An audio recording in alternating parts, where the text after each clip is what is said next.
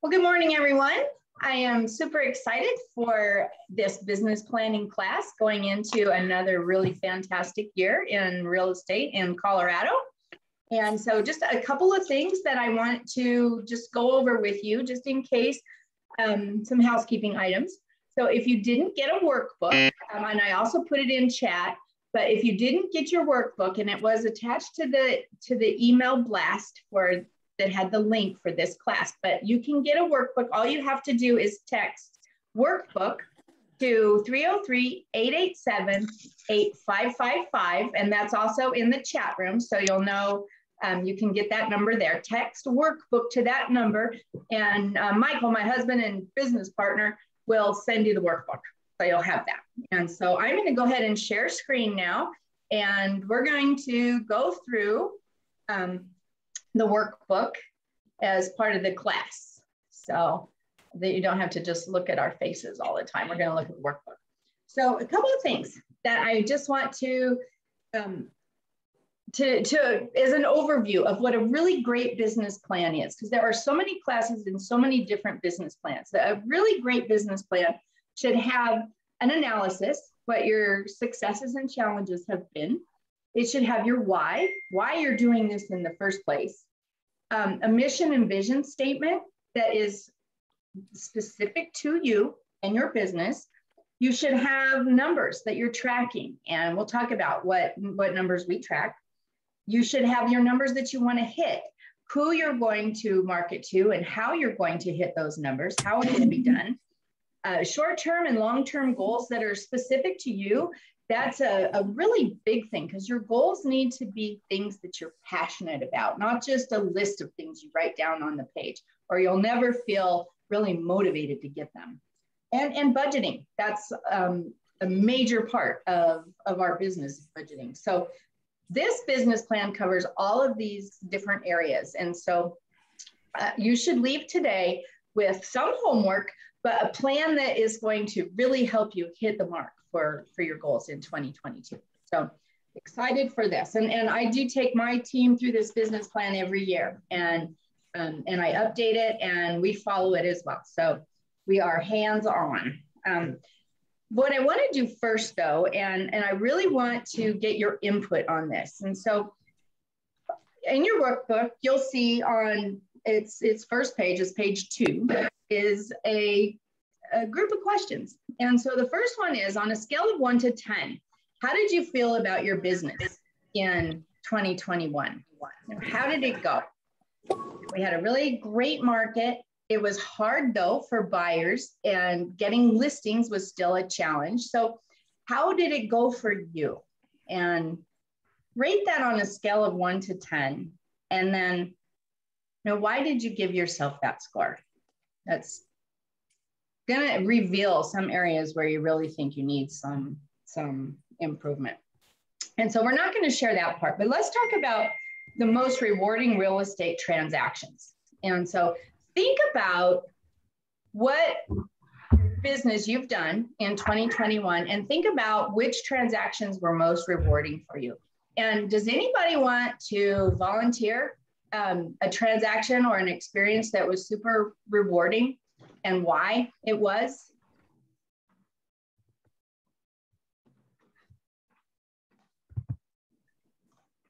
I know everybody's going to all go at once here. But let me just start out and say that our most rewarding transaction was not the money. It was the challenges that we had and that the buyer and seller had getting through the transaction and getting it to the closing table against all odds. And that was rewarding, because we were able to show our true value, our ability to really help somebody into home ownership. So did anybody have an experience that was just really over the top, made you feel really good? No. Hi, Heidi. Hi. Hi. So I had some clients, I'd sold them a house 20 years ago, 18 years ago. They started talking about moving, and they just haven't had the ability to do so. They were upside down for a long time. They had financial issues. And this year I was able to make that happen. And they were over the moon excited. And that just made my month. Awesome. Kathy, that's such a great example, because when we really look at what is most rewarding for us in our career, it's typically really helping somebody else and making a huge positive difference in their life. So thank you for sharing that. Anybody else have one that turned out just really gave you warm fuzzies? I'll share one. Great. I had a referral, and her mom passed away, and the house was needed to be updated. So she was going to do that, and she was kind of a disaster, but I nurtured her for 6 months and was there every 2 weeks, sometimes more than that, giving her recommendations on the remodel. And she said that I was the only one who believed in her. And so that was pretty neat. That's awesome, Terry. Now that is an example of the relationships we build in this business. It really isn't about the money. It's about the people and the relationships. And that's what makes it so rewarding, when you really do make a positive difference. Anybody else have a good story? I'll go. Awesome. I have a client. We just closed on his home last week, and I've been working with him for quite a few years. Actually, I've known him since he was a baby, actually. And several years ago, he and his wife were going through some tough times, and they basically lost their house. And I helped them sell that before it was a short sale. We got it sold. And then over the years, it's been like 5, 6, 7 years, something like that, at least, that we've been working kind of together, and kind of just encouraging him to stick with it. And he finally get to be able to buy a home again. Well, he did, and we just closed on it, and he's over the moon happy. So it's where he wants to be, and where his kids are close by, and so it's all good. It's a great story, Tom. And I love the way that you took the over the moon happy. That's a happy client. Those are people that send referrals. And according to NAR's studies, a happy seller will send 3 referrals within the first 6 months of closing. And a buyer, they will be your biggest fan, and they send referrals and come back to you later as sellers. So good. Thanks for the story, Tom. Anybody else have a story to share? Heidi, this is Bill Doyle. Hello. Hi, Bill Doyle. How are you? Awesome. I had to get hooked up here. My microphone wasn't working. Two, kind of on the same level, I took some people that are in Chapter 13 bankruptcy, and we just closed on a house for them. They've been renting at $3,000 a month for 6 years, and it was my best transaction, no question. But then from my standpoint, my most successful transaction is actually happening on Friday.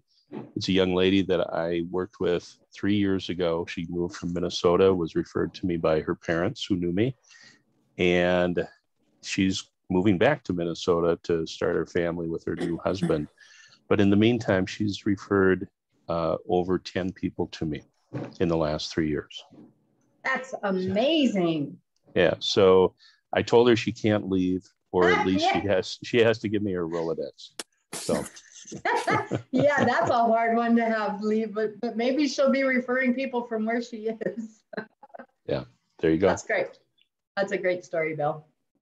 That's the thing. When we make people happy, we get a lot of referrals, and that is the main goal of building our business, is so that we get more referrals than we have to go out, and turn stones to find people. So referrals are the best, because you already have some credibility with them, and it's just an honor to start out with somebody that was referred to you. Anybody else have a good story? I have a long one, Heidi. Hey, Dana, hello. Hi. How are you? Doing great. Great to see you. We'd love to hear your story.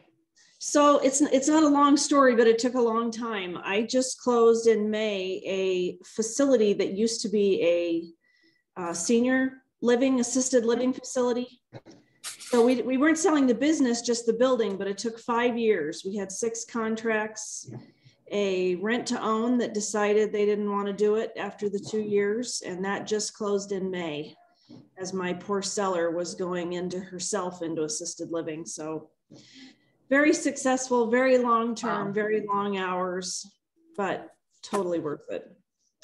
That's amazing. So that was a 5-year project. Yes, ma'am. Wow. And what did you do to celebrate when you closed? We haven't yet. She's still in Texas. So when she Oh. comes back, we're gonna go to dinner, but Nice. yeah. Congrats. That's Thank sticking you. with it. That's awesome. Okay. So before we go on to the next marketing item, anybody else have another story to share?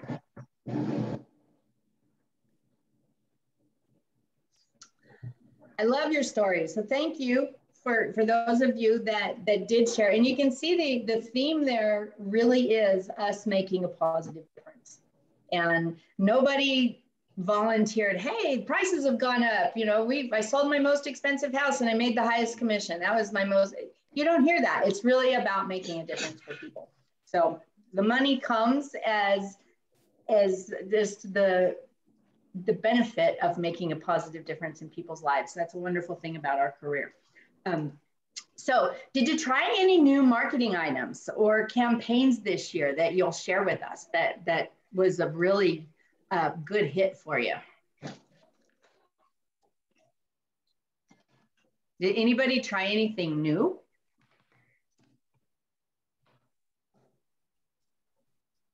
So I'll tell you that our best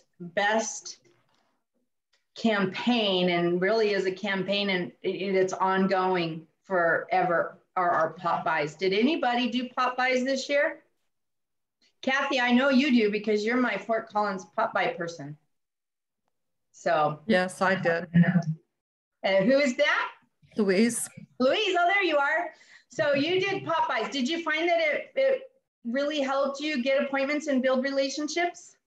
I did get a couple of appointments and that I didn't do a lot of pop buys because I knew a lot of people that I know are elderly, and a lot of them, they either don't want to get vaccinated, don't want to be near people or whatever. So I don't call, but this year I was calling a lot, and a lot of people just didn't want anybody coming by. They were, Sure. They're still in the throes of being concerned. And I actually just got an email from a friend of mine that they've all been vaccinated and the whole family got COVID. So, well, yeah, I got it as a vaccinated person too. I mean, it just is the way that the world is right now. But with our pop buys, we did a lot of just drops on the porches and then text them to check their porch for some goodies. And then we would have a text conversation or email or phone conversation after we dropped it by. And that resulted in several actual get-togethers with people that were comfortable with it. But we also have been very hesitant to really knock on doors as much unless we know the person is comfortable. We just sort of leave it there. And we've gotten the little reputation of being an elf in the night and dropping goodies at people's houses. So it's been fun that way too, where we haven't been able to knock on doors as much, but still giving the goodies. Anybody else do pop buys? You, Heidi, it's Tammy. Yeah, hi Tammy. They were big hits. I mean, I've gotten a lot of great feedback, and I do exactly what your team does, kind of like dropping them off, taking a picture, texting them right afterwards. And I've gotten some great conversations from that as well. Awesome. I overwhelmingly believe that those types of even though they're little gifts and they don't have a huge monetary value, people like the attention. They feel that they're special, and it causes conversation and it helps build relationships. So we will talk more about pop buys That is what I would say for our entire team was the best marketing campaign that we've done over years. Ever since we started doing Popeyes, our business increased. And we've had people, we're a mentoring team. So we get people on our team that are new in the business and they don't have a lot of sales and marketing experience necessarily. And we had a couple people that were new that were very apprehensive about taking Popeyes that are sometimes cheesy, little sayings that are just really cute. Like we did pumpkins. They were a big hit for Thanksgiving. We did pumpkins. Actually, it was the week before Halloween, we took pumpkins and we used a tag that said, "Your referrals really get me pumped." And so it's sort of cheesy, but people love it. We had more response on that. And I'll tell you, the other one that we really had a huge response on was the Boy Scout popcorn. Buying the popcorn from the Boy Scouts, supporting the local troop, and then using that as Popeyes was a huge win for us, where we get thank you notes and gifts back from our Popeyes. So don't be apprehensive about people not appreciating something little or even a little cheesy, because they actually really do like that kind of attention. They like attention. So anybody else have a really good Popeye that went over really well that you want to share?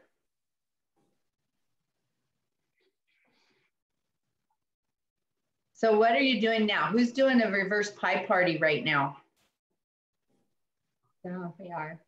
I know you are, Kathy. I am, Louise. You are, Louise. Oh, yep. What do you mean by reverse pie party?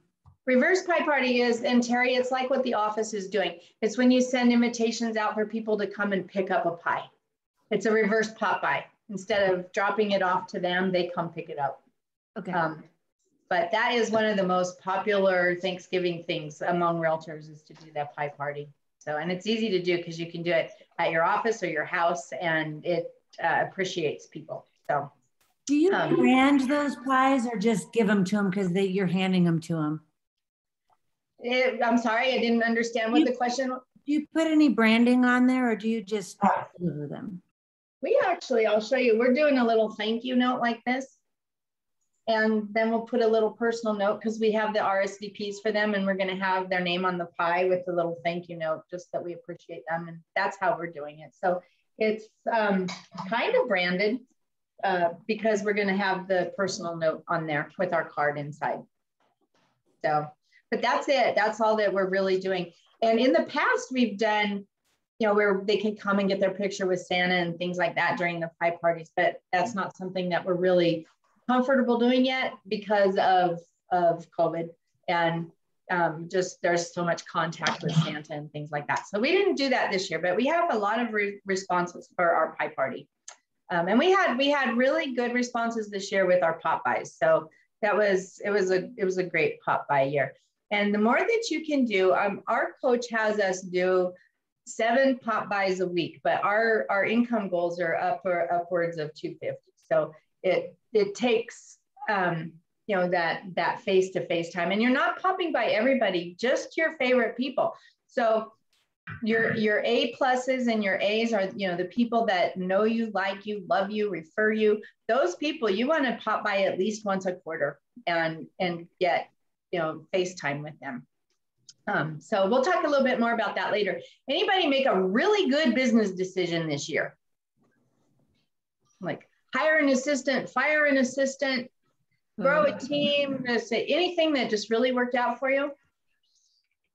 This is Louise. Sorry. Hi, Louise. I got a real bookkeeper. I used to have people that had been doing bookkeeping for people, but they were not actual bookkeepers.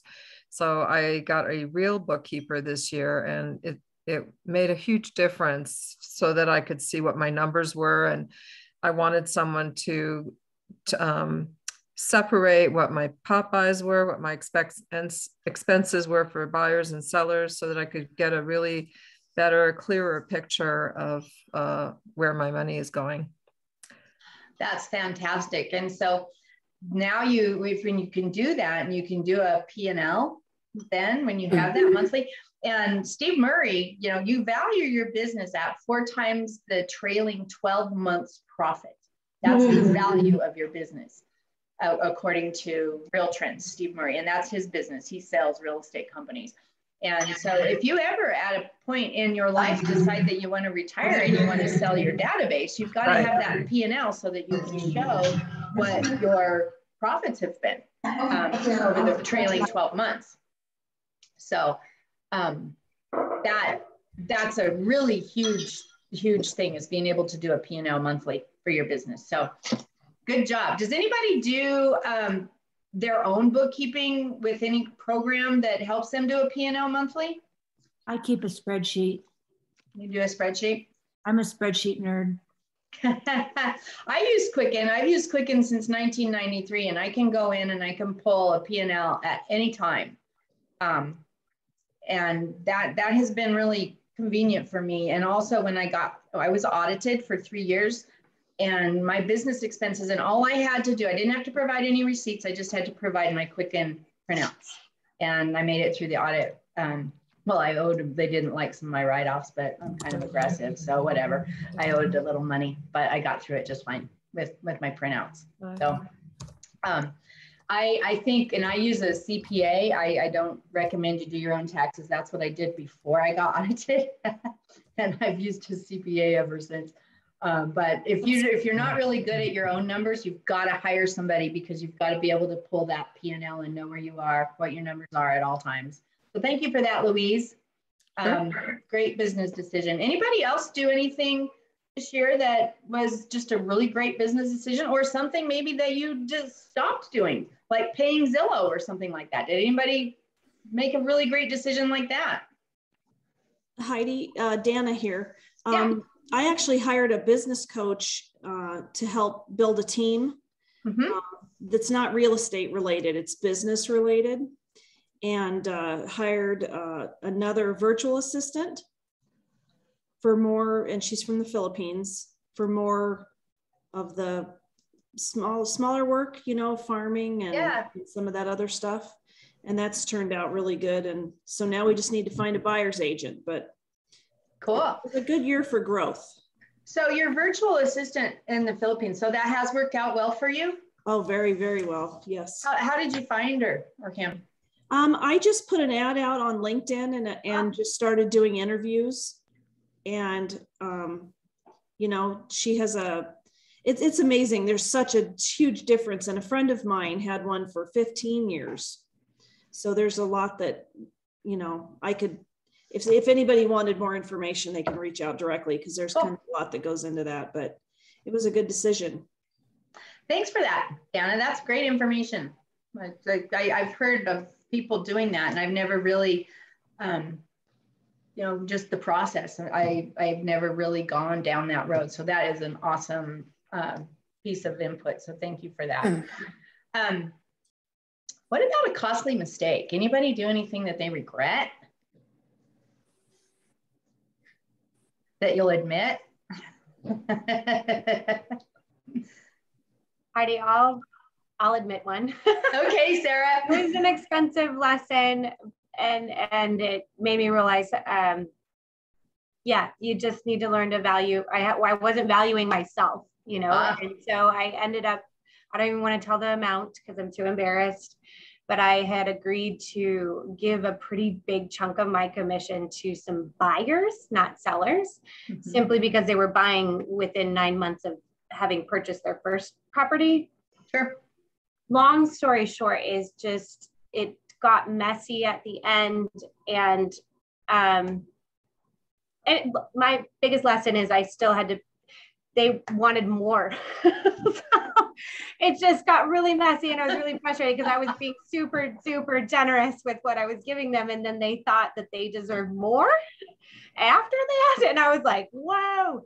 And it was my fault. I didn't create a boundary, and I didn't think through what I had committed to at the time, like, oh yeah, no big deal. And then when the time came, it was worst decision and most painful lesson I've learned, as far as thousands of dollars that shouldn't have gone into their pocket. But like, I made that decision. So now I know. Hey, Sarah, that's great that you share that, but I promise you, you're not the only one on this call that's ever done that. Yeah. really Me big included. regret. You think that people will appreciate it, and then you realize that they don't. Like it's just numbers on a paper to them.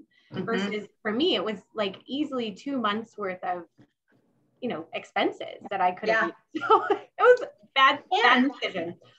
People tend, and I've noticed this, and I've been in the business now 35 years, and I've seen this time and time again. When you give up a good chunk of money and it's not a small amount, you lose credibility. You're giving your credibility to, and they do come back for more. They do. It's like they don't value your price anymore. So that is a big, and you know, we made a similar mistake. We had a seller this year that they were buying a home that they already, it was through a friend. So they were buying a house through a friend, and they needed help. So we agreed that we would help them, and we did it for like $2,500 because they sold their house. And believe me, $2,500 was not enough for that transaction. Oh my God. It was one of the hardest ones with an estate and all kinds of complications. And so even after 35 years, I kicked myself in the butt. I did it again. So yeah. So thank you for that. That was a costly mistake for us, but we did get it done. And we learned again. We have to value ourselves first, or people just want more. It is absolutely true.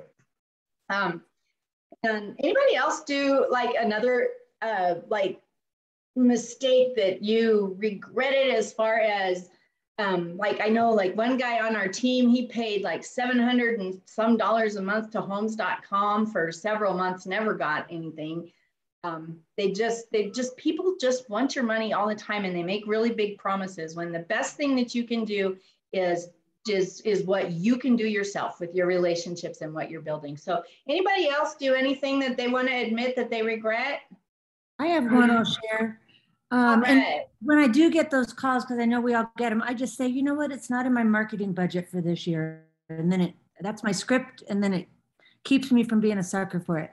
But I had a seller and their friends, and from the time we first met to talk about price to when they were ready to go on the market, it was 6 weeks, and the market, that 6 weeks went over Memorial Weekend when the market kind of shifted a little bit. And I had conversations about the change in market, but when I saw how emotional the wife got, she had a neighbor's house who sold for more, but it was also in pristine condition. When she said that, and so we're going to get that, I didn't seize that opportunity to revisit right then and get their expectations set. And so even though we sold the house for what I said I thought the market showed it to sell for, they weren't happy. And it didn't cost me on that, but it's going to cost me on referrals, because I know they're not going to refer me. Or I would be surprised if they did. And it also makes our friendship it makes things a little awkward. You know, and I'll bet that there are more people that had that kind of experience where you had a seller that had one expectation and it kind of changed when the market really did change. I mean, we're still seeing multiple offers, but we haven't seen, and we have 5 listings under contract right now, and not one of them went for a huge amount over. They're all a little over, but not huge. And that changed because we were seeing 10 to 20% there for a while. And so people, they got into this mindset that they were going to put their house on the market and get a lot more, or get, you know, a higher price. And then when things changed, they had that disappointment, and we're dealing with that too. So thank you for that. I learned from it, because then the next seller kind of did the same thing. And I said, well, wait, we're not in that same market. And so, but it still stinks because it, you know. Yeah, you want those referrals. Yeah. But that's the thing. Well, you know, they're not going to hear what's going on in the market from the news. They don't get the information as quickly as we do. We're truly the market experts. And what we know is that the market can change in a week. It could be just a weekend, and things are different. And it takes a while for the general, you know, community to understand how quickly our market can shift.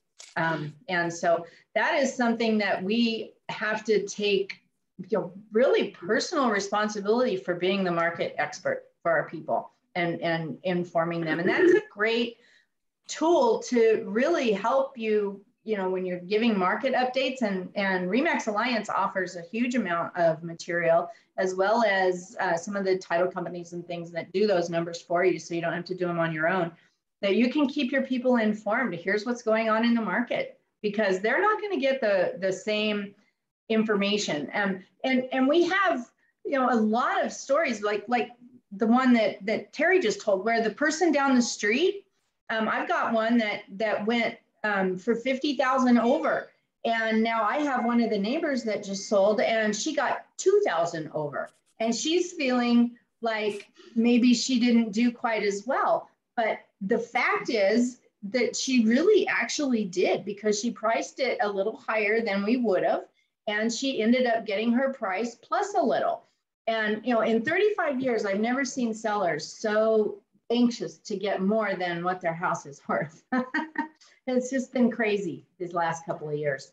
So, but I've heard of different, mistakes. We have paid people to do phone calls and different things that really never panned out. So I say, be really careful when you decide that you're going to spend some money, that you make sure that money is accountable to you. We did get rid of a few things this year, just really tightening our belt, because if it's not producing, if that money that you're spending is not giving you any results after 6 months, you gotta let it go, because 6 months is about the maximum time you want to throw that money away.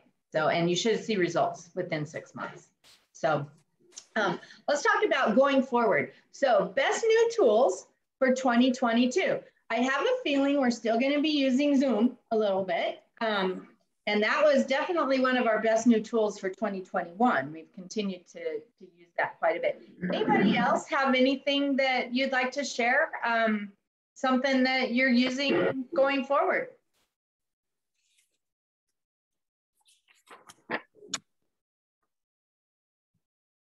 What about coaching? Does anybody have a coach? Heard a couple people there. You. Yeah, yeah, I love coaching. I also hired a coach. I would say that is one of my best new tools for 2022, my coach.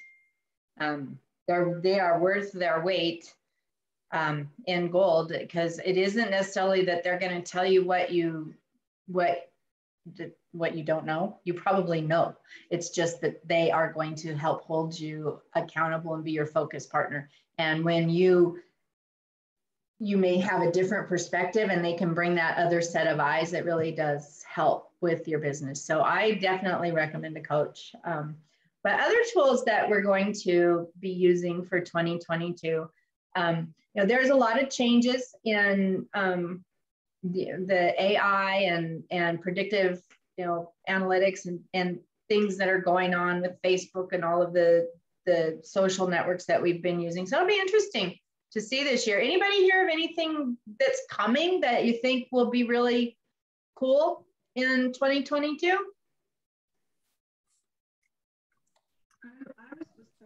I've heard the market is like, what do you think the market will be like? I've heard it's going to be strong. The economists are saying that we're looking at probably another year that's very similar to this year. Anybody heard anything different than that? No. No, Greg Smith's still predicting it's going to be a good year. Interest rates are going to probably go up a little bit, but because there's such low inventory, and there's still a lot of people out there wanting to buy, that we will still have a pretty good year, I think. I think you're right, and yeah, interest rates, I've heard that they're creeping up a little bit. I never get too afraid of that though, because I started in the business back in the 80s, and we had 13 to 15% interest rates. Well, I'm sorry, as long as it's a single digit, I'm a happy camper.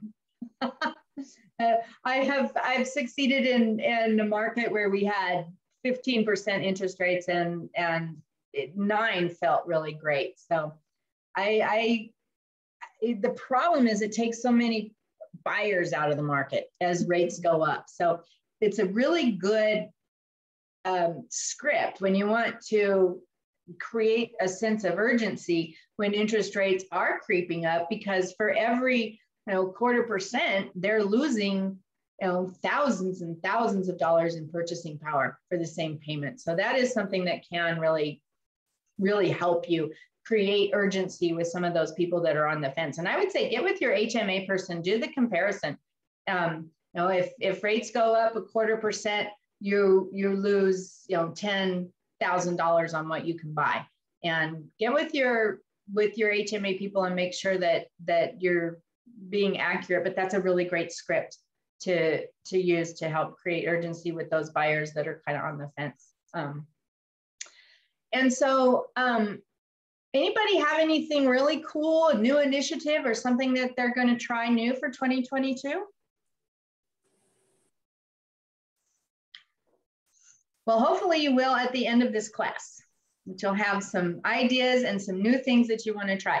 I will say that as far as our best initiative for 2022, we are going to start using video a lot more. Does anybody use video in your business right now? It is really uncomfortable sometimes. We are our worst critics, but what they keep telling me is that we look like we do on our video. So it's okay. It's what we look like. And video helps create that sense of knowing you, trusting you, and people do business with people that they know, like, and trust. And so video is a great help on that.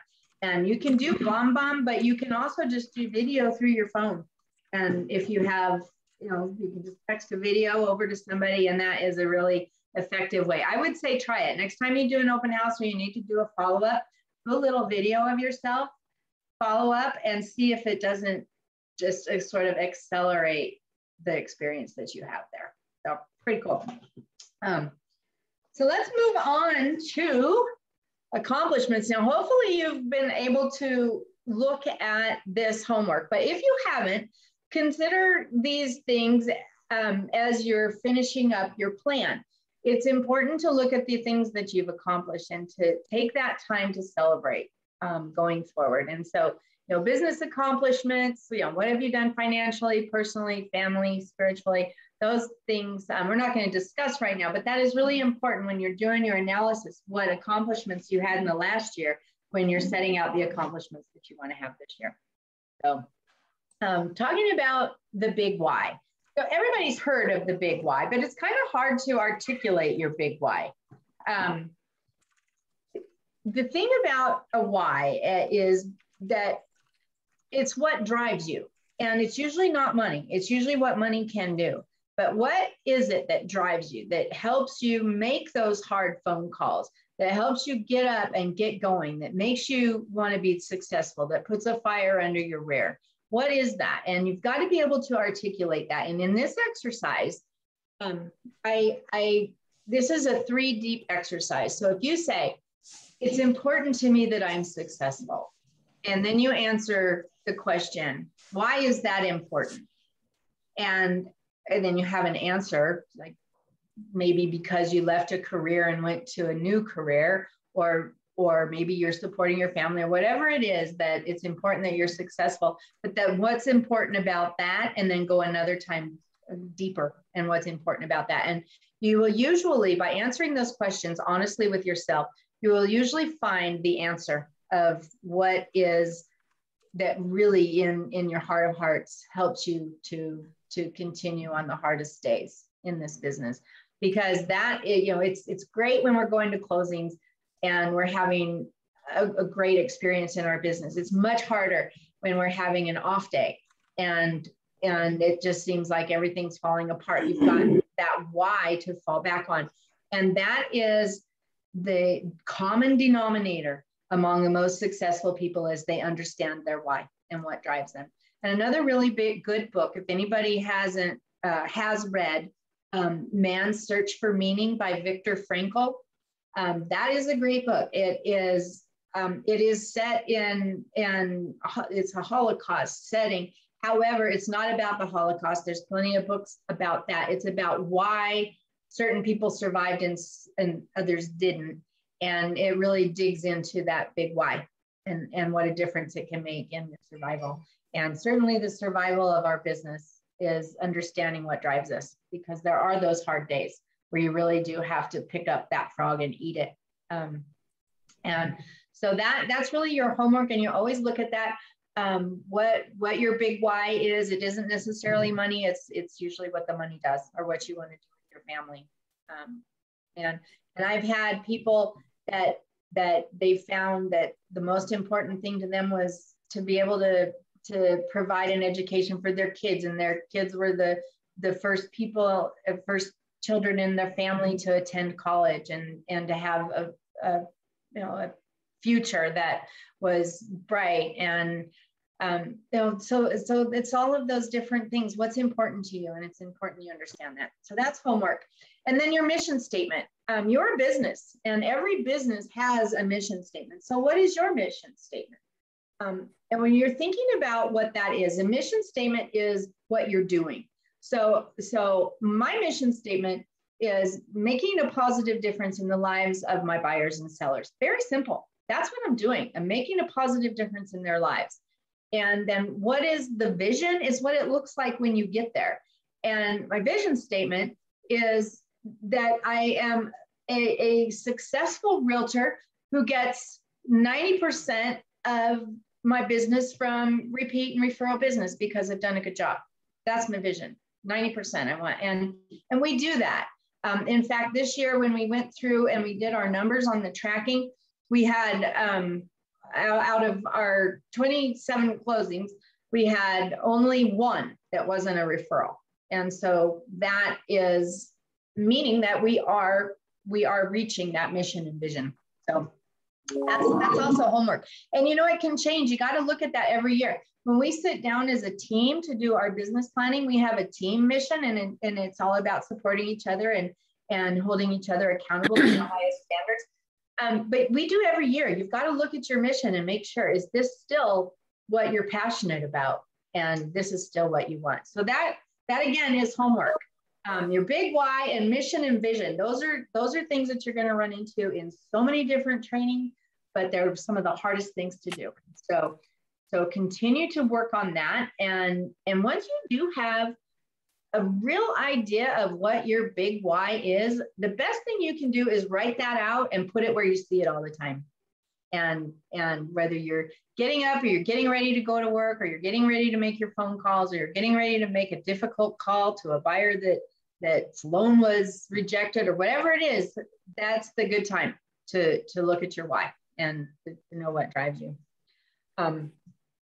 I want to talk a little bit about the statistics. Every year, NAR does a survey of buyers and sellers, and then we look at what was their response and whether they're using realtors, whether they're not, some of the features they're looking for. And I'll tell you, if you haven't already subscribed, you should go to realtor.org, and you can go to the research tab, and you can subscribe to receive their updates. And you can get the yearly update for free. You can download the short version.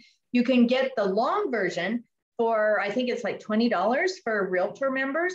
If you're a member of the general public and they do use our research a lot, they have to pay like $300 for that report every year. And so it's a great thing to do. But you can just sign on to realtor.org and you can get into their feed. And that way, when the new reports come out, then you'll receive those. And we should get the 2021 report here really soon. It should be coming out probably this month or next. It does come out before the next year. So here's what we were looking for. So 77% of all sellers contacted only one agent, and 67% used a referral or an agent they've used in the past. Now you think about that. If 67% of agents used a referral, that means that if you're not working your database and getting those referrals, you only have a 33% chance of converting somebody off the street, because 67% of them are using a referral. You want to be that referral, and you want to be the one agent that they contact. 89% of home sellers reported they would use their real estate agent again and recommend them to others, but only 25% did. Still, do you know why? Why did only 25% of those sellers use their agent again? Because the agent didn't stay in touch. That's exactly it. The agent did not stay in touch. So many times people, realtors, agents, they go through the transaction, they go to the closing, and then they're done. And then they're not developing that relationship and getting those referrals from those people. Have to stay in touch with them. One of the biggest complaints we get in our business is that we are their best friends during the transaction, and then as soon as they're closed, we disappear. And that's so insincere. So remember that when you have a relationship you're building with those buyers and sellers, that doesn't end at closing. That's how you keep your business going, so that you're getting mostly referral business. So I love this one. The typical seller has recommended their agent once since selling, and 27% of sellers have recommended their agent 4 or more times since selling their home. That has increased from 3 over 2019 to 2020, went from 3 to 4 times. Now, how many times are we getting 4 referrals from a seller? Well, only if we've done a really good job and we stay in touch and we're asking for those referrals. That's the key. We do have to stay in touch and ask for the referrals. Same thing with buyers. 91% of buyers said they would use their agent again or recommend them, but only 12%. That's even lower did. And why? It's the same reason. People did not stay in touch with their buyers. And you know, it's so important, no matter what CRM you use, you've got to have one, whether you're using the Vault or Bouge, or I use Buffini Referral Maker. There are people that use Top Producer. There are people that use Wise Agent. There are so many different CRMs out there. The important thing is that you're using one, and that you're using it appropriately and keeping notes and making sure you're staying in touch with your top people. 63% of buyers were satisfied with their recent home buying process, which is great because it was only 59% 4 years ago. So we are increasing, buyers are getting happier. And 88% of home buyers purchased their home through a real estate broker. 40% used a referral, which means that 60%, if we're out there looking to convert new people, only 60% of the people out there, basically, of buyers would be available, because 40% of them are going to use a referral. So we want to be referred. And again, 73% interviewed only one agent. So when you get the referral, you are the one agent. That's money in the bank. So think about that. When you're making those calls and you're a little uncomfortable asking for the business, it's much easier to ask for the business and build the relationships you do have than to go out and start new ones. That's just the facts. And so hopefully you had an opportunity to do some of your tracking. So this is the part where we look at, where did our business come from? And a few years ago, I was coaching a team, and they came to me and they wanted to quit doing open houses. They just hated them. And I asked them, I said, well, go and look at how much of your business you got from open houses, and we'll see if that's a really good idea for you to stop. And if you're not getting business there, then it's time to maybe put your efforts somewhere else. And like the next week, they came back to me and they had like a little bit of a long face, and they're like, we don't get to stop doing open houses. I'm like, well, why? He said, well, we got 26% of our business from our open houses. So I'm like, well, I probably wouldn't stop either. So it's really important to know. And the reason I know that we have just one that didn't come from a referral is because I did this tracking. So the first one is how many are in your sphere of influence? And we're going to look at that next. You've got to have enough people in there to support your goals, and you've got to build those relationships. But the top 20, it's the Pareto principle, works in your database too. They're 20% of your database, they're going to give you 80% of your business and 80% of your referrals. And that's why those are the people that you want to pop by every month. Those are the people that you want to be calling. Those are the people you want to take to coffee and do special things for, and invite them to client events and things like that, because that's where 80% of your business will come from. And so we're always trying to move those people, though, for the other 80% into that 20%. We want to build those relationships so that we're getting more return.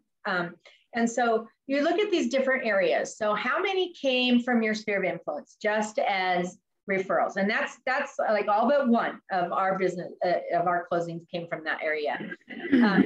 open houses, promotional events, sign calls. You know, where do you get your business? And I would say that open houses are getting easier since we've had COVID. We're able to do them again. 7-level open houses are just how you promote them, whether you are you know, doing door knocking and things like that. So the 7-level has a whole different class, but that's just making sure that you're doing everything possible to get it out there on social networking, door knocking, flyers, inviting neighbors and all that type of thing. A mega open house is easier to do when we're not in COVID, but that's when you do, you invite all the neighbors and you do a luncheon and you have giveaways and balloons and it's a really big deal. So the open houses are a great way to find people. Buyers go out because they are looking for agents. They aren't necessarily looking for homes, and that comes from an NAR study. They go out to get ideas for homes, but they really are looking for who they want to work with. And so when you're at an open house and you're talking with somebody, you want to build rapport. The last thing you want to do is be in the corner and say, let me know if you need anything. You've got to be engaged, because that's how you're going to convert those people. Okay, farming. People think of farming as just a neighborhood, and yeah, it takes 14 months of monthly contact before you really start seeing results in a farm area. But everybody's got a farm area. Your sphere of influence is a farm. It's just your sphere of influence. That's the group. So every agent should have somewhere they go. So my husband goes to Stock Club and Poker Club. I have a card ministry, and I'm a MOPS mom, mentor mom at church. So there have to be things that you're involved in where you can go and have target groups where you're going to meet people and be able to market to them. So if you're not going to geographical farm, which most people don't do it consistently, so they don't see the results, and it can be pretty expensive. But I'll bet each of you has something that you're interested in, whether it's a leads group, a book club, or a horse organization for charity. But there's so many things that you can get involved in to meet people. So what is yours going to be? You've got to have something. You got to have at least one or two that is not a group of realtors, unless they're a group of realtors that come from all different areas to exchange referrals, because realtors can be a great source of business, which we're going to get to after FSBO and expired. Anybody do FSBOs and expireds? So, I mean, they're like, here, we want to sell, but you know what? Do you, Bill? Okay, good for you. Well, I'll give a story of maybe not doing it, because I think I'm gonna jettison it this year. Okay. I did my analysis last year. I had my best year ever in 2020. Awesome. And just looked at the analysis and said, I gotta go find more people. So I spent a year and about $200 a month, and I have one transaction off of it. And it's a daily grind. It's 100 calls a day, speed dialers, the whole thing. And it's supposed to be the best hour of my life. It's the worst. And so, as friends in my think tank, we do a think tank at Central. Mm-hmm. They just looked at me and said, "Why?" And and it's hard to let go of it, but it can work, but it's just a different. I mean, I'm more of a people person. This is getting hung up on. This is getting yelled at, and then you get one out of 100. And I thought of it as open houses. This will be my open house. It wasn't, and so it is low hanging fruit. But you're in a pack of 50 or 60 that make the call.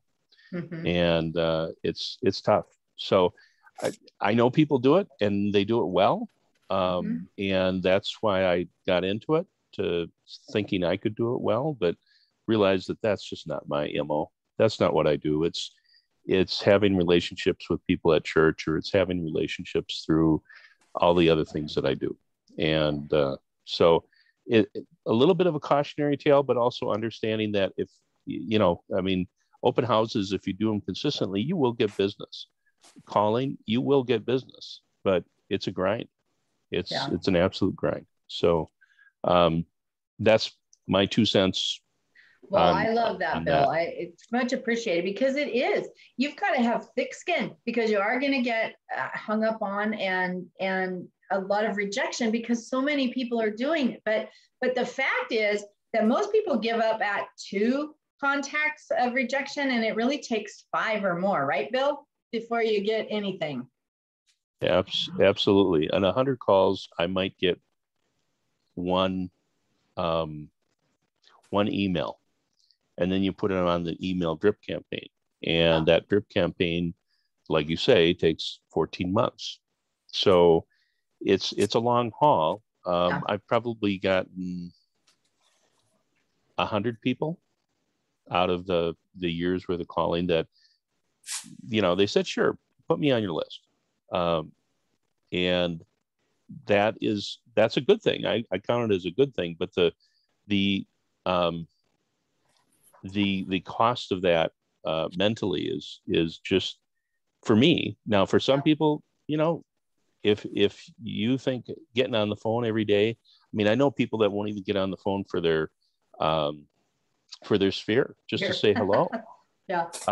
But if you think that's part of it, and I know there's a couple of people up in Longmont that's their MO, that's what they do, and here's my quarterly call, but they're doing it, so it's like Zillow. I mean, when Zillow started, everybody thought it was a great thing.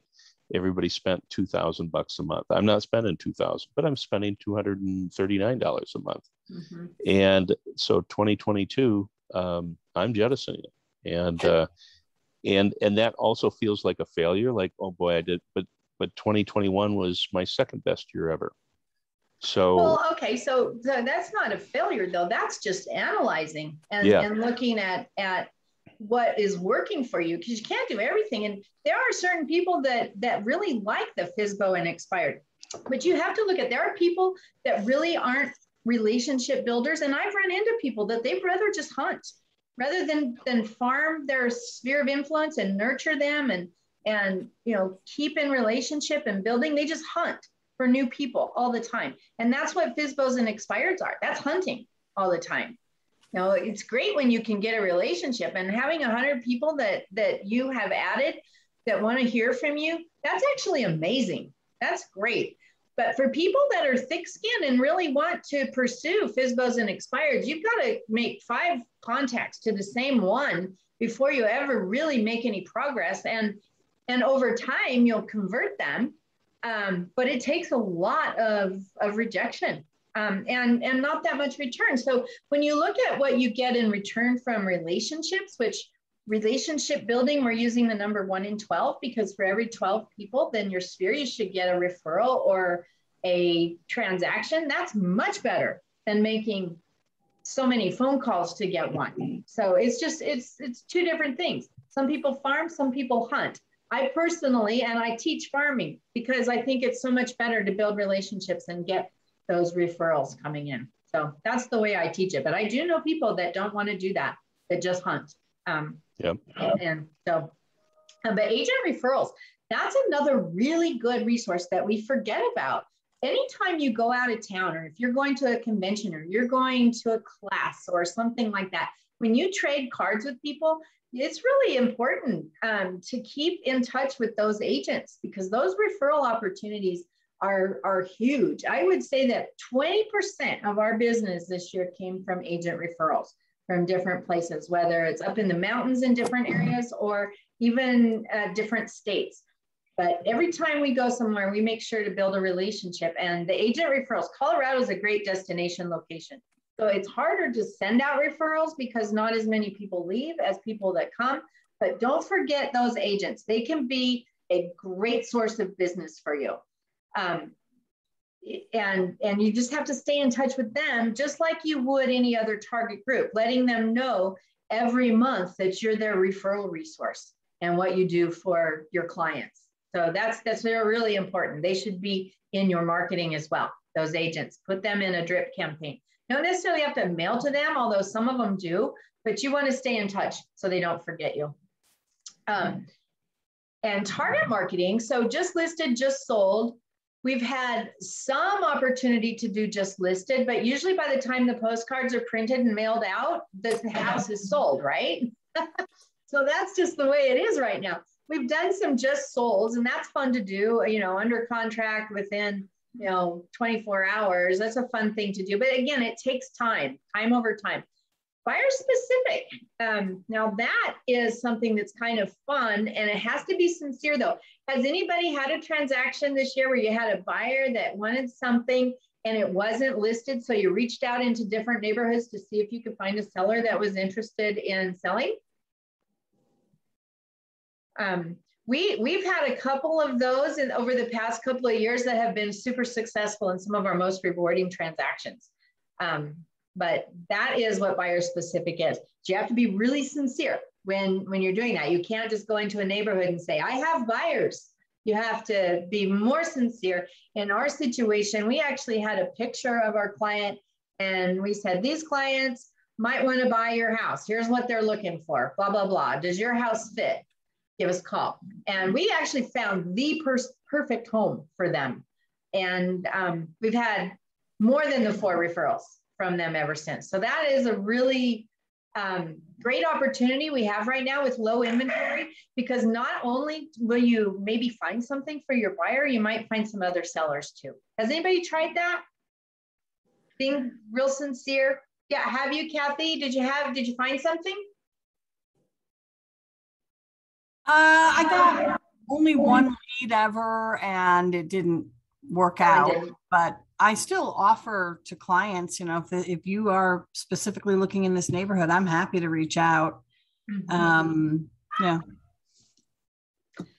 Corefact is a great tool for that too. If you guys haven't tried Corefact, you can go to Realist and you can upload, you can download from Realist the neighborhood, and then you can upload that into Corefact and do a target marketing mailer to them that has, you know, the free CMA where they can go and get their value. You can put your own, like that's how we put a picture of the client and then it goes to them. And it's super cheap. It's like 82 cents, I think, per thing mailed. And you can just mail it to the whole neighborhood, and it's got that free CMA that will keep them coming back to your website. So that in one situation, we got a call from an agent that was trying to, that was listing a home, and their client had received our mailer. And so our buyer, we knew about that home that was coming up before it hit the market. We clear cooperation, we weren't able to see it or you know, get any more information other than she had one coming up. But when it did come up, it wasn't quite what they were looking for, but it gave us options and it made us look good to our client, like we were working for them. And when we did find the right house for them eventually, and we've gotten more leads from them. And so that particular client has 75 rental properties. So we were really working hard on that one. What about floor time? Do you guys have good floor time in your office? You know, walk-ins and calls? Little more inventories helped a little bit. I would say don't make floor time part of your business plan. Make it part of your bonus plan, because you never know. That's just sitting and waiting. If you make receiving phone calls part of your plan, yeah, then it just feels like the wolf is at the door and you're waiting all the time. So I don't make that part of my numbers, but I make it bonus. So floor time, absolutely, we're going to do it. And we'll probably get 1 or 2 transactions a year from it and from walk-ins on that. So floor time can be, but RE/MAX leads, RE/MAX referrals. And I put those all together because those are specific to RE/MAX. So if you're doing floor time in your RE/MAX office, you're maybe getting some relocation. If you've got a relationship with Relo with Paula Budd over there, there's a couple people in every office that she has signed up with her for Relo. The RE/MAX leads that you get, RE/MAX referrals that you get, if you're doing these things and they're part of your business plan, or at least part of your activities, then you should be able to get enough income from those closings specific to those that it will pay your RE/MAX fees. So whatever your monthly is and whatever you pay every year, figure that out. And you might need 1 or 2 closings, right? 2 closings a year to pay your entire RE/MAX bill. And you can get those if you track them from RE/MAX. And so that would make you 100%. And there's a whole group of people that do track those.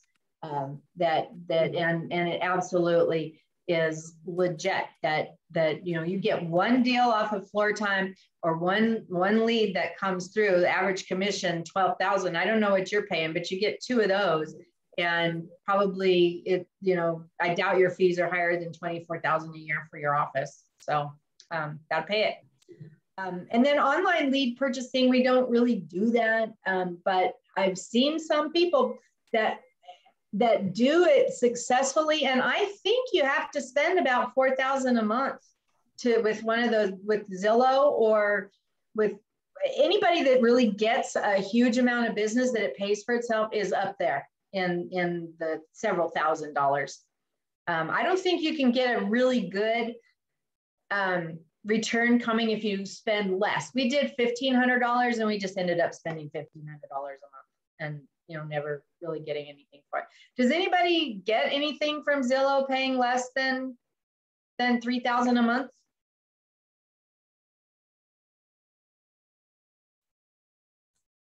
I'm not hearing anybody. I really don't know of too many people doing it right now. Yeah, Tom, I don't hear you. You're on mute. Are you doing Zillow? No. No. Yeah. For the most part, I don't pay for leads. No. Most of my stuff comes from a referral still. So I'm still pretty happy with that. Me too. So I agree. I think that our best business is from referral and from our relationships. But as far as your online lead purchases and things like that, I just don't recommend it unless you have so much money coming in that you really are building a team and need that extra resource. Teams are the only one that I really see using that at a $4,000 to $6,000 a month that are getting returned. So you're right. You're right. Our team does the Zillow leads, and I think it costs $5,000 a month for them. Yeah, that's a big nut, Tammy. And not everybody wants to take that on. So it's much easier to build relationships. Right? I totally agree. Yeah. One year when we did the $1,500 a month, which is not very much, but we did it. And I had a credit card. It had a $10,000 limit. It was completely open. And so I said, this is going to be the Zillow card. And so I billed everything onto that card. And I ended up having to use another card because it maxed out. And the deal was that we were going to pay everything that we got from Zillow back on the card and that it should pay off. But ended up, we paid off the card ourselves. And I think we had a closing maybe 3 years later with somebody that we met, but that's not a road that I'll go down again. But because you have to do it at a really high level. And I know of another team, Venus, she was spending about $6,000 a month. And I think Chelsea was too. So you got to do several $1,000s on that. And I think Greg does it and he does thousands a month as well. So it can be successful, but you've got to have a huge investment, right? Hey, Heidi. Yeah. So I took all of our Yelp and Zillow, all of our online money, and I collected a top 50, my 50 clients that refer us the most business. And I took all that money and we actually cut it in half and started spending that money on my top 50 every month. And I've tripled the returns. That gives me goosebumps. Yeah. And business has been so much more fun because that fear factor where you're like, I don't want to call them. I don't want to pop by. Now they look forward to it. I actually look forward to it. I always hated those things. I did Buffini back in the early 2000s and I just hated doing that. Now I really enjoy it. And I'm getting way bigger returns for half the money. What kind of things are you doing for them? I do, well, like this month, they're coffee cups with tea, little tea bags. And pies, and we do an egg thing for Easter, and it's whatever we come up with. But I try to do all 50 every month or every. Oops, sorry. Hey, I have one too. Dog. But it's really turned out well, and they really enjoy it. And they. Sorry, I'll mute. Okay, Dan.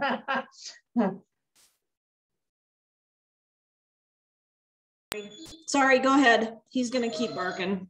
Oh, well, so basically what you're doing, you're popping by, and then do you do client parties too, Dana? I used to, and since most of you know I'm prior law enforcement, most of my people are law enforcement. So every once in a while, I'll try to get groups of people together, but they don't mix well because they're not, most of them, a lot of them aren't very social, you know, outside of their groups. Mm-hmm. So that's a little harder. And I may try to build that up once COVID's done. We were considering doing a dinner theater. That'd be fun. Which we did a while back. I've done movies a couple of times and that didn't go over real well. We used to do parties during the summer at the pool, like the bay, and that turned out really well. So I don't know what we'll do this next year. We haven't really figured that out. Well, I think that, and so our coach, we have a Buffini coach, and client events have been hard during this time, and not wanting large get-togethers and stuff. And he counts a client event as a lunch or dinner with a past client, or something where you're getting together with just a few people. Can be a client event as well. And so that is just a small group client event then. It's really face-to-face time is what you're looking for, FaceTime. If you think about all that money you spend online, and you take, you know, you could take 5 or 6 groups out to dinner every month and still not spend what you're spending. And I think you get a higher quality referral, and it's definitely less work. Right, because then you're spending the money on Zillow, and the average internet conversion is 3 out of 100 that you get, 3 out of 100 possibles. And I mean, you look at relationship building, when you get a referral and you're going to be the first one in, you're most likely you're going to get that business. And absolutely, the return is there. So relationship building, that's why I teach relationship building versus hunting, because it's so much more profitable. Yeah, for the money. Good. Okay, so now the harder part, we're going to go ahead and do the income model. And this is where we're going to figure out how many closings you need to hit your goals for the next year. So the numbers that you need to know are the average sales price. And if you've been tracking your own, then you'll know what they are. Like I know our average sales price this last year was $492 and change. Your average listing commission rate. And that isn't necessarily what you list it for. That's what you actually collect in the end after all your expenses and things like that. So what's your average? And I think ours across the board for sellers and buyers came in at like 2.52 when it was all said and done. Average buy side commission, they do it together in our Buffini program. So it was 2.52 was our average side. And then average days on the market, which is usually pretty low right now. So if the average days on the market, which is days on the market that it is not under contract. So that's probably going to be under 2 weeks, 2 or 3 weeks right now, for sure. Seems to me that if a property's on the market for 2 or 3 weeks, the seller's in a panic now, right?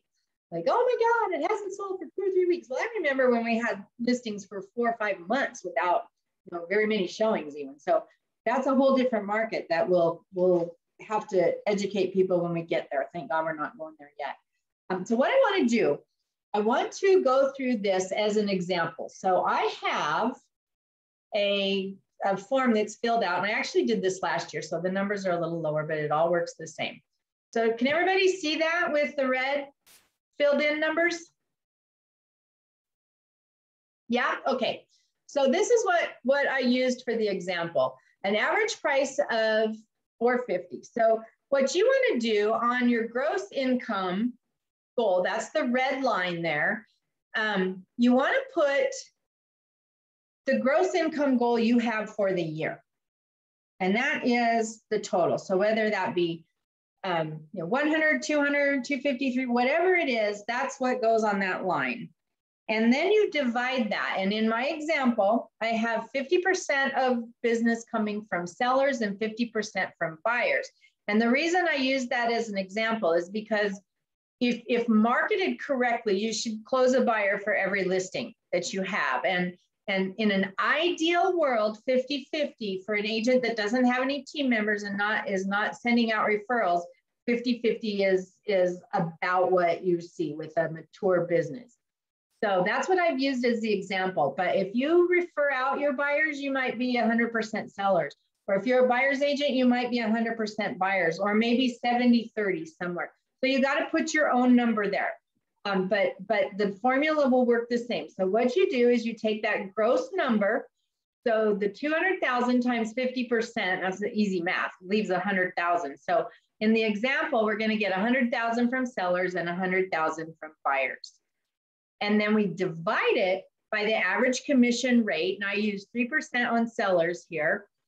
So divided by 3%, and you use the percent sign, it gives you your volume. So 3.4 million on sellers in this example. And we're down in the Denver area. For you people that work up in the Iris area, you might have the 3%. I don't know, we're seeing a lot of 2.5 in the Denver area. Are you guys seeing downward pressure from the 3 up there too? Or are you just still seeing 3% on most things? We're not seeing as many as we used to, for sure. But we're seeing 2.5 a lot. I'm seeing that from some of the new players, probably some of the new agents that are out there. That that's the only way they can compete because they don't have experience. Hey, that's a good point. Heidi, we're seeing a lot of people coming. So we're up in northern Colorado, so north of Longmont North. And we see a lot of Denver people coming up here. And some of them are offering like 2% for a, I don't know, are we supposed to say apples and oranges instead? Or are we okay to state the difference? Oh, we're all in the same company. We're all in the same company. Okay. We're cool. So we see 2% where they're doing for an agent and 1% for transaction brokers. And they, and I asked a couple of people in our office why they felt that way. And one of them said, well, I heard that they told us because they think transaction brokers don't do anything. And I thought that's not fair. They don't know one from another what they're doing and whatever reason they have. But when they come up here, they're definitely doing 2.5%, 2% sometimes. So that's frustrating. Yeah. And a lot of agents up here now are starting to do, I mean, it used to be 2.8 and a lot more. And if they're from south of Longmont, they're doing 2.5 or less. It is frustrating, but I think we're seeing that downward pressure. But I will tell you that our attorney told us that, that misconception that transaction brokers don't do anything, actually, you have more to do as a transaction broker because you've got to look after the fairness of it. You don't get to be an advocate for one person. You've got to be fair to everybody. It's harder. And the attorney says you have more risk, really, as a transaction. So, but that I see that too, where and it's usually with Keller Williams companies where they offer a different commission for the buyer agent versus the transaction broker, and it doesn't make any sense. But I think that is a lack of knowledge on the agent's part when we see that, and as Tom was saying, probably a lack of experience why they can't get the value there because they're not selling the value because it's not so much what it's all about the seller's net, right? They want to leave the table with the most money possible. And that really doesn't have to do with the commission if we're doing our job, right? So interesting though, but I did use 2.8. I think we're going to see this more downward pressure on our commission just as time goes on. And so it's more and more important that we're able to articulate our value proposition than ever before. But for the same thing here, I did, so 100,000 divided by 2.8 gave us volume of 3.5 million. Then on each one of these, I divided it by the sales price, average sales price, which gives us the number of closings that we need for each. And in this example, we needed 8 seller closings and 8 buyer closings. And if we say that 90% of all of our sellers will close, because some of them don't, every now and then you get somebody that the deal falls, they decide not to sell or whatever happens. With buyers, we can't count on 100% there because sometimes they lose their jobs or things happen. We even had a buyer pass away once, which was horrible. But obviously it busted out the transaction. So we don't use 100%. And what we do at 90% at these numbers is really just, it's an increase of 1. So you need seller listings, 9 of them to close 8 and 9 buyers to close 8. Pretty simple math. Listing appointment conversion rate. Let's say that you get 50% of the appointments you go on. That's pretty conservative. Usually, if you're really good at your qualifying, you can usually get about 70%, but I use 50% because I also teach this to new agents. And it's harder when you're brand new to be able to convert at the rate that you do when you have some experience. So if you're good on the phone about, qualifying people, making sure that they truly are a buyer or seller, 50% is a pretty good number to use. And in this case, so if we get 50%, that means we need 18 listing appointments and 18 buyer appointments. And that means that divide that by 12 and you can't have a portion. So basically we're shooting for 2 listing appointments a month and 2 buyer appointments a month to hit that $200,000 income. And that's much more doable. You say, okay, so I need 4 appointments this month. Where are they going to come from? And that's what we're going to talk about next. But you go through the math and you get it down to the number of appointments you need, and then you really focus on getting those appointments. And that's much easier than focusing on the money. The money will come. And then the bottom of this page, it's just adding together the volume and the sides. And we need to know how many sides there are there going forward so we can figure out really what we need to have in our sphere of influence if we want to do mostly referral business. So this next page, we transfer the 16 sides to the top there, and you're going to get 80% of your business from your sphere of influence if you're good at marketing and you keep in touch. And I've seen this year over year over year. It truly is reliable. So 80% would be 12 transactions, and that would mean that we would need to get 4 from somewhere else. But we're using 1 in 12 of our sphere is going to give us a referral or a transaction. So that means 12 deals times 12 is 144. We need 144 contacts in our sphere to meet that 12 closings. And so what we're doing here is analyzing how many we have. And let's just say in this example, we have 120 people. We need to add 24 over the next period of time in order to meet those goals going forward. And so where are those going to come from? And so if you do, so instead of 4, because we're short, we're actually going to need 6 because 24 divided by 12 is 2. So that's 2 transactions represented there. Heidi, can you scroll back to the previous page so I can see the bottom numbers? Yep. Okay, so you need 16. Need 16. Okay, and then so 80% is 12. I'll get 12 from my sphere. Okay, got it.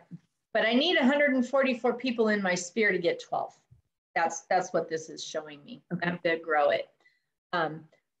So ideal, we want 12. And then we're going to figure out with the pillars here, where are the others going to come from? Because we really need a plan for all of these.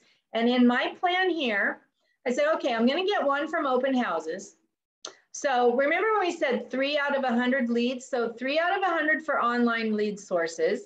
1 out of 4 for open houses. For every 4 open houses you do, you should have a closing. You should meet, if you're doing them well and you're inviting the neighbors and you're doing the open house, you're talking to people, you're trying to build rapport, you should get 1 closing for every 4 open houses you do. So if you did an open house every weekend in the month, you should have 12 closings a year just from open houses. So that's a different plan. That's hunting. But farming, you should get 1 from your group, whether that is a book club or a geographical farm or some other kind of club. I know, different people have different things, whether it is a charitable organization or, something through church or something like that. What you have to watch out for is that the group that you're being involved with is actually capable of purchasing. So you wouldn't want to have your group be just the people that go to a shelter or the food bank or something like that. You know what I mean? So you have to look at their economic ability to purchase and make sure that where you're putting your time and effort and the group that you're involved in are people that would be possible groups. And I'll tell you an example. So there was a singer, her name was Wendy Wu, and she was a client of mine, and her mother had passed away and she had gotten an inheritance. And so I helped her buy a house, but she was telling me, you know, none of the musician friends that she knew would be able to afford. They were all pretty broke. And so, you know, that was an example. You want the people that you're marketing to be able to afford to buy.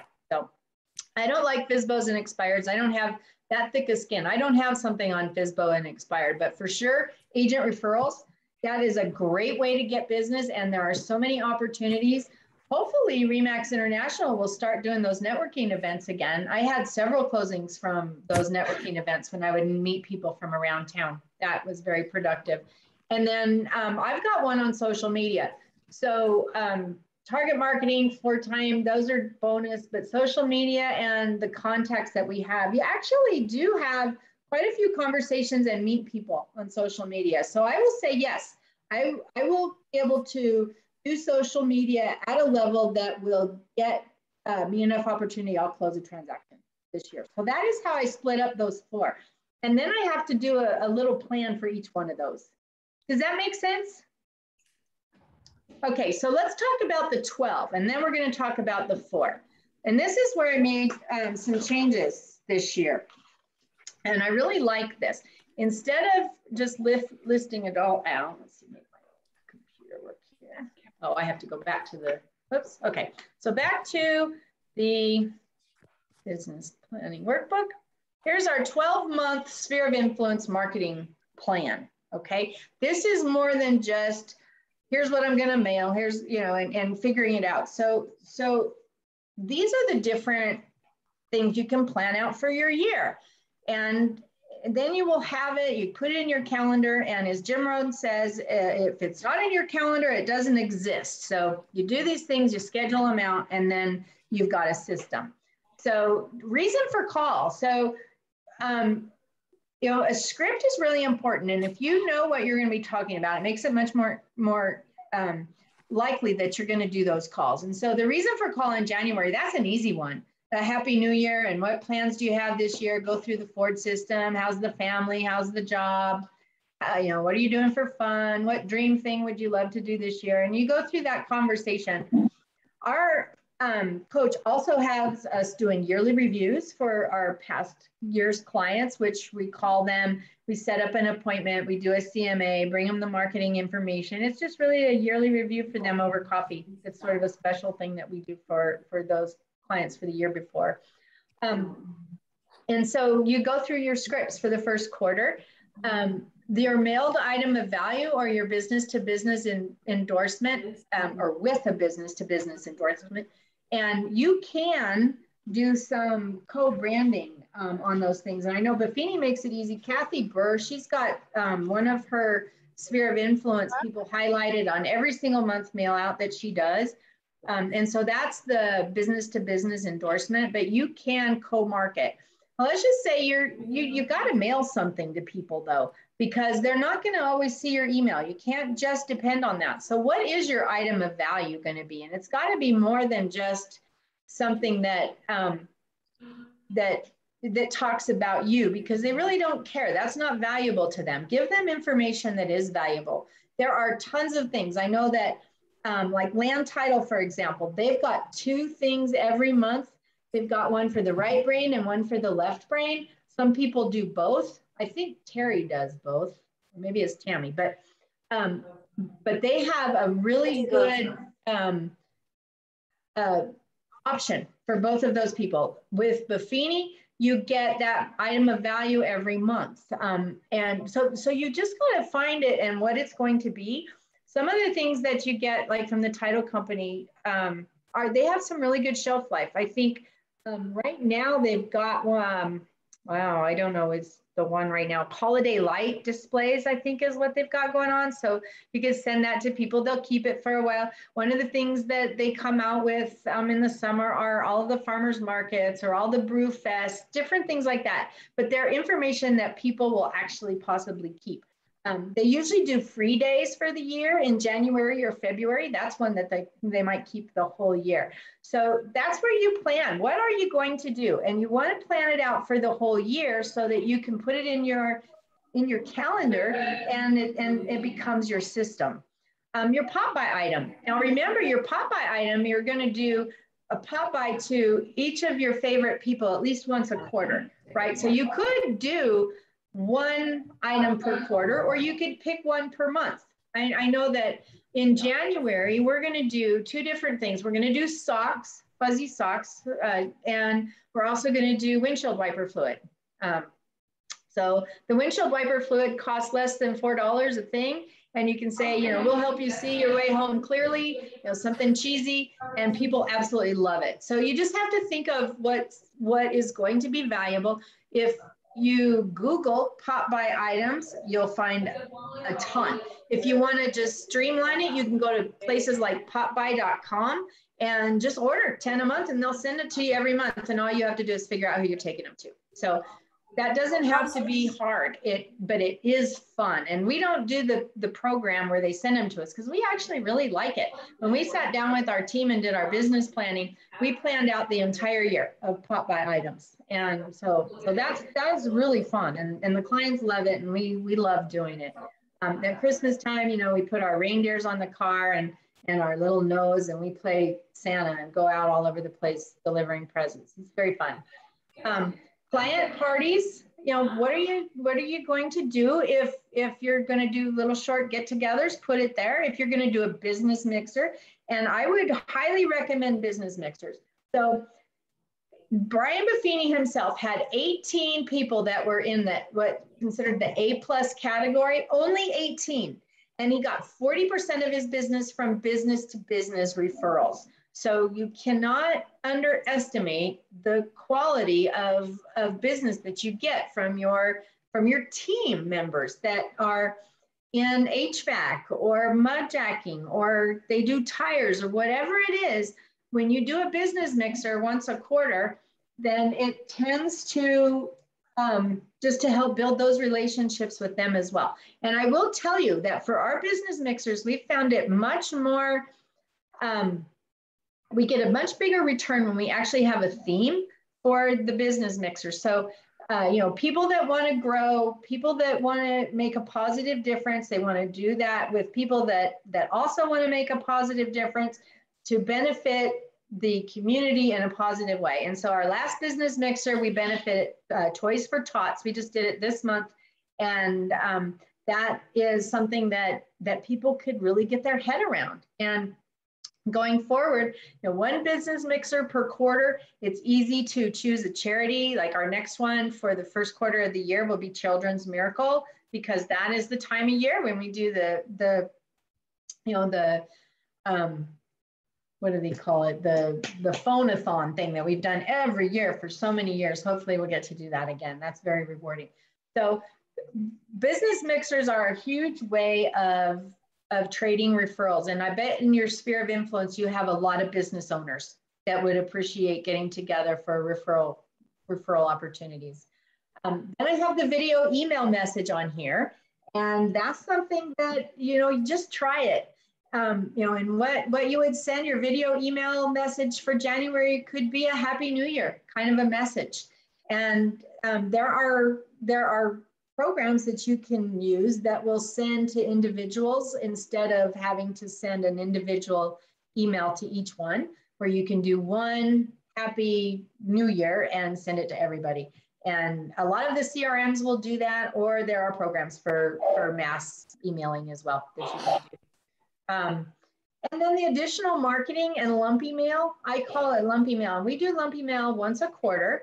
And lumpy mail is something they keep. And so in the first quarter, we typically do like notepads or something like that.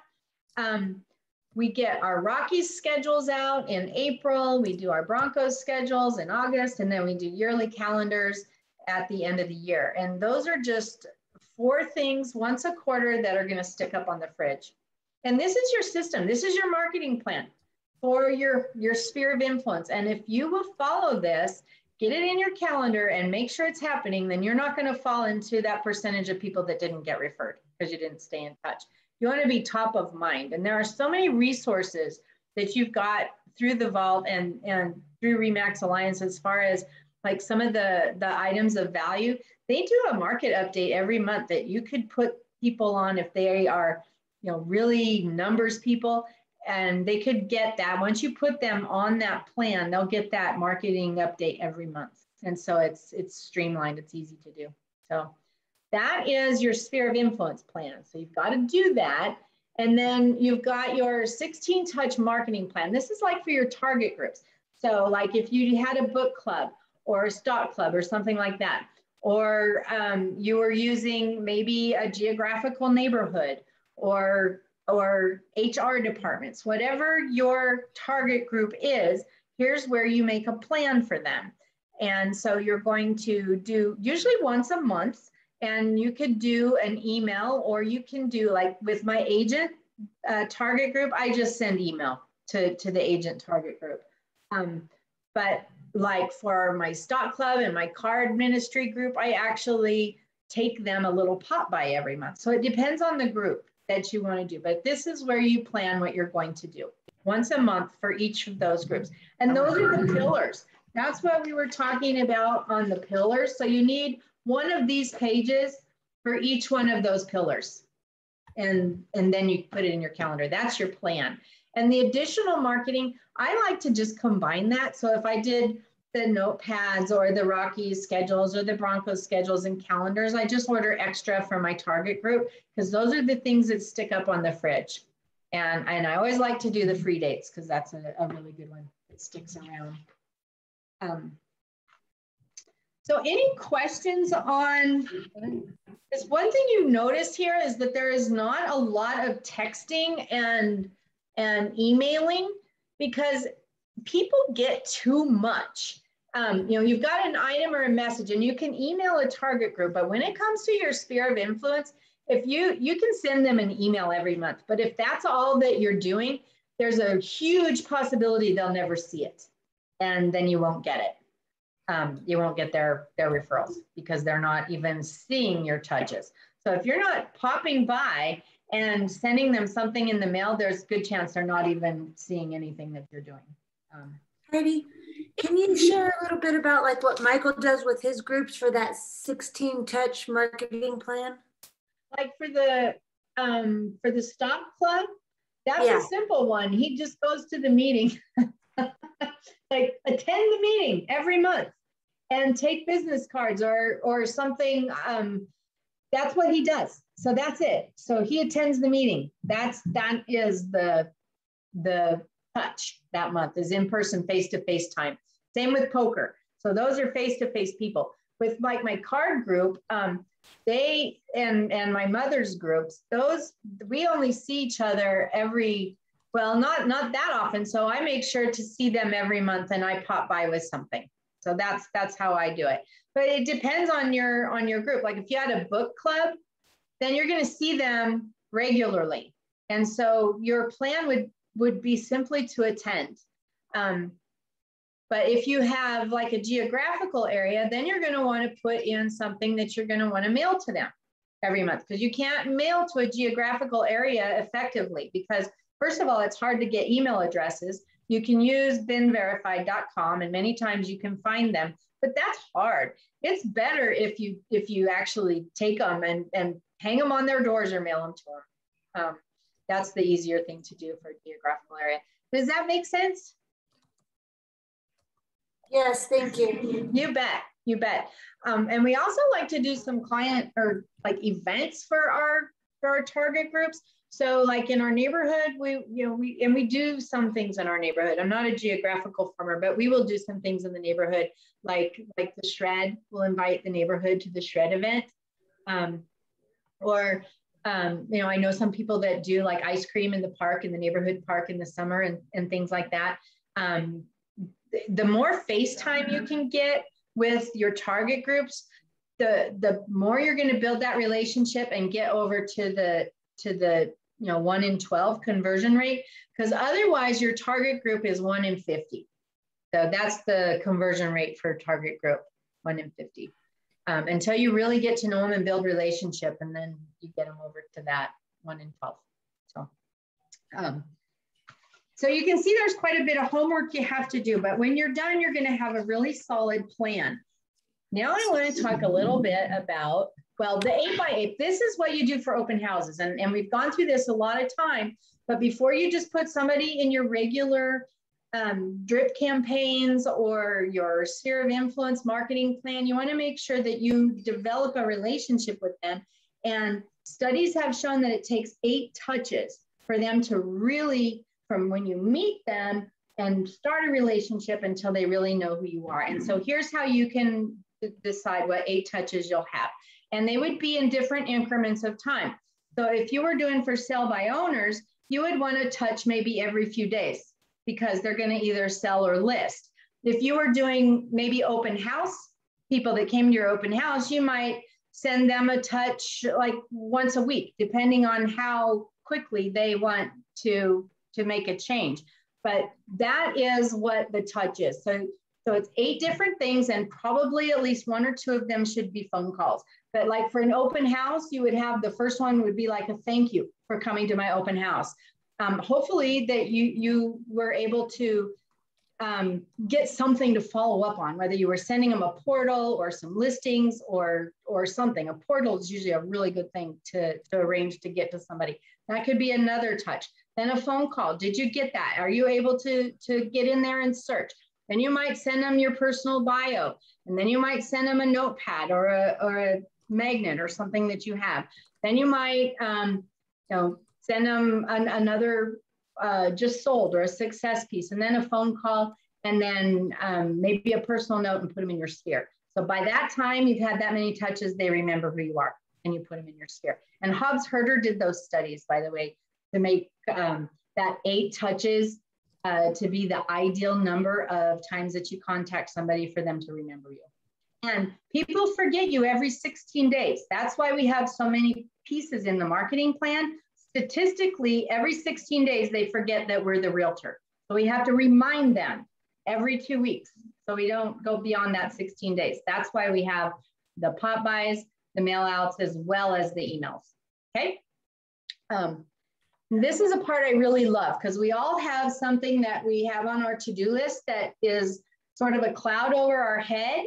And I'd really like for you to consider what it is that you need to do to give you a more, a better start at the beginning of the year and a clear head. There's some stuff you need to get done. And this is a less busy time of year. Maybe it's cleaning out the garage, or maybe it's organizing your office, or maybe it's cleaning out the fridge. Whatever it is that is causing you extra mind luggage, put that on your do-it list. If there's something somebody else can do for you that you just can't let go, but maybe you can find a way to let go so it'll free up your time to do more, then delegate it. And then there's those things that you just need to delete. And, like Bill, he's deleting his FSBOs. He's going to delete the cost, and he's going to delete the anguish because he doesn't like it. And I would recommend that to anybody. If there is something in your business that you absolutely don't like, find something that you like, because you're much more successful enjoying your job and doing things that you like than trying to spend your time on the grind doing things that you don't like. That's just not fun. And it makes it hard to wake up every day. And then what is your biggest challenge? That I will say is a big one. And most of the time I get the same answer from people, from my team, from people I'm teaching. Usually the biggest challenge are phone calls. And so having a script, like we were talking about before, knowing what you're going to talk about, inviting them to a party, or seeing if they got the pop by, or asking them if they want a yearly review of where their house is, their CMA. Those types of scripts really help with phone calls, because most of the time people don't know what they're going to say. It's okay. It's 105 Stratton Park Road. And so Biggest reward. So that is something to consider as well. What is your biggest reward from working your plan? Now, and it might be financially. It might be that if you succeed with your plan, that you're going to be able to take your family to Disney World or buy that investment property or whatever it is that you're working toward. It usually has to do with your big why is your reward. And then time management goals. And this is actually, I think it's backwards. Daily appointments and hours of lead generation. I would switch those around. I would say that your lead generation is probably your biggest rock, because if you spend the right amount of time doing your lead generation, then your appointments are going to fall into place. So I would say that, and honestly, if you really did this, if you did it at a high level, if you spent 1 hour every day, 5 days a week, doing nothing but your lead generation, you would have the appointments that you need, those 4 appointments a month to make 200,000, whatever it is, you would get it done. But let's say that you need 3 appointments a week, and that would be 2 hours each. So that's an average of like an hour a day, an hour of lead generation. And then you've got an hour of follow-up on your transaction details. 3 hours a day working on these 3 things is the most important part of your business. And then that leaves you 5 hours, if you're looking at an 8-hour day, to work on errands, social media, email, administration stuff. What we tend to do when we don't want to make our phone calls is just to follow up on our transactions and do our water, our errands, our social media, our email, our administration, and then we don't have the appointments. And so you got to get them in the right order. First, the lead generation, then the appointments, and then we follow up on our transaction details, and then we fill in our time with the other stuff. But if we're spending most of our time in the water, we're not going to have a stable income. And that I know that if you've been doing this for very long at all. Here's more homework for you. Goals, you've got to set some. And the most important thing with your goals is that they're yours. So it can't be your husband's, it can't be your kids, they have to be your goals. Can't be your broker, your manager, they have to be yours. And so where is it that you want to be professionally in 3 to 5 years? What are you passionate about? And so if you're going to get there, what would you have to do? What would have to change? Would you have to get better habits? Or would you need to take some classes? What must happen? And would you need to master some things? And then, like, if you're growing a team, you've got to really master recruiting. You've got to be more of a manager and leader than an in the trenches realtor. So when you have a team, you've got other people that you're responsible for. So you've got to look at, where do you want to be? And what about personally? Where do you want to be in 3 to 5 years? You want investment property? You want to take more vacations? Do you want to increase your income 3 times? Whatever that is, you've got to figure out what is important to you and what must happen. And those are 3 to 5 years. Then you've got yearly. And what do you want to have happen in 2022? And I've got these split up into 5 categories. Spiritually, what obstacles, if you're working, let's just say spiritually, and spiritual can be a lot of things. Me, I'm a Christian. Spiritual to me is I go to church. And so obstacles I face is a lot of times I have appointments on weekends. And so what do? I really try to not schedule any appointments during church. It almost always works out that it doesn't amount to anything. And so I just assume that is a plan. I am not going to do appointments on Sunday mornings. I just don't. Family goals. Do you want to take your kids to Disney World? Or maybe you want to go on a vacation with your significant other, or maybe you just want to escape alone. Whatever that goal might be. Actually, that one might be impersonal, but put those on here and make them yours. They can't be anybody else's. You have a form here for budgeting.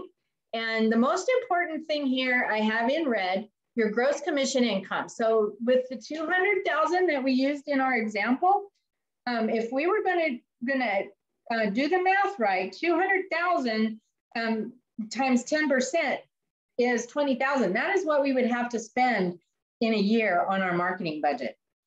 Divide that by 12, and we're spending about $1,600 a month on our marketing budget. And you've got to budget for those things. So if you are, this is everything. So if you take a listing, you're going to do some marketing on that. You're going to do signs, flyers. You might have a listing value package. Like for us, we do, with our listing value package, we include house cleaning. We include 2 hours of a handyman. We include the photography with the virtual staging. And then we also have donation and hallway services. And plus on top of that, we do a home warranty. And so those are costs, and we put those in that 10%. So whatever it is that you're doing, you're going to spend about 10%. On client events, they count too. So if you do a big party, you can see how you could easily spend $20,000 a year if you're earning $200,000. What you don't want to do is only budget $1,000 a year, because you won't earn $200,000. You've got to give yourself some money to make money. And then you go through the rest of this. What I don't have on here is taxes. And that is one of the things that is really important. If you're not already doing this, and this is what all of the different trainers and coaches tell you, is that when you get paid, you should put your check into like a savings account. And then you move whatever your percentage is, 20, 30% over to your tax account, and you move what you need into your business account, and you move what you need into your personal account. And then the rest stays in your savings account. And that is the way that you can make sure that you don't owe the IRS at the end of the year.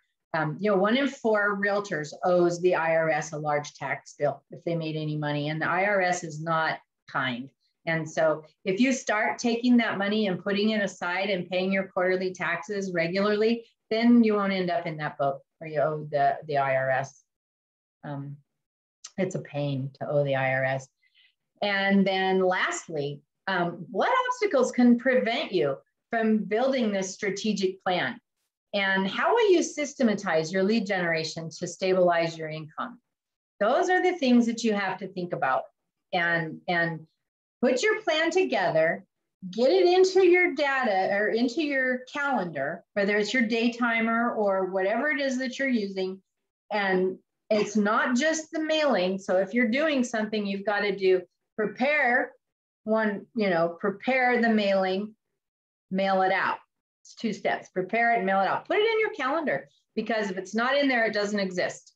And same with your phone calls. That those hours every day, lead generation, your transaction follow-up, and your appointments, those should be blocked out in your calendar so that you don't fill that all in with water, because that's what tends to happen.